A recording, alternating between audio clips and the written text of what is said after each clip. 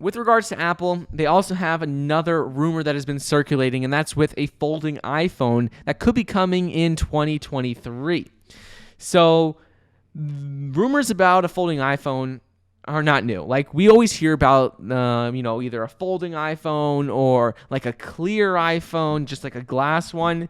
But an analyst named Ming-Chi Kuo, I probably am saying that wrong, but he has a very strong track record, and he says that Apple could be looking at a 2023 launch of a folding iPhone that would have a screen of about 7.5 and 8 inches.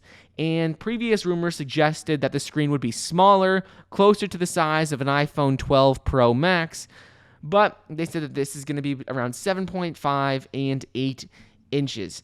There have been multiple rumors before of prototypes of Apple having a folding phone, but we just have to remember that these are only rumors. I wouldn't sit around and wait for this, but it is exciting to see that a top analyst who has a strong track record is saying that we can expect it in 2023. This will obviously hinge on them being able to figure out how to mass produce and get rid of any of the key issues with folding phones, making sure the technology is right.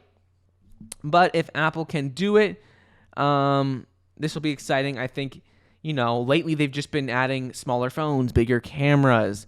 You haven't really seen many changes to the iPhone. Other companies have come out with folding phones, so this wouldn't be like a completely new or revolutionary design.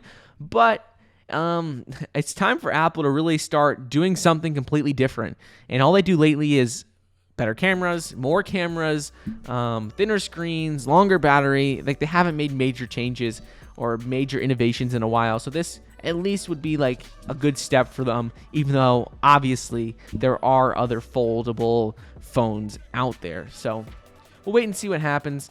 But it is reported for 2023.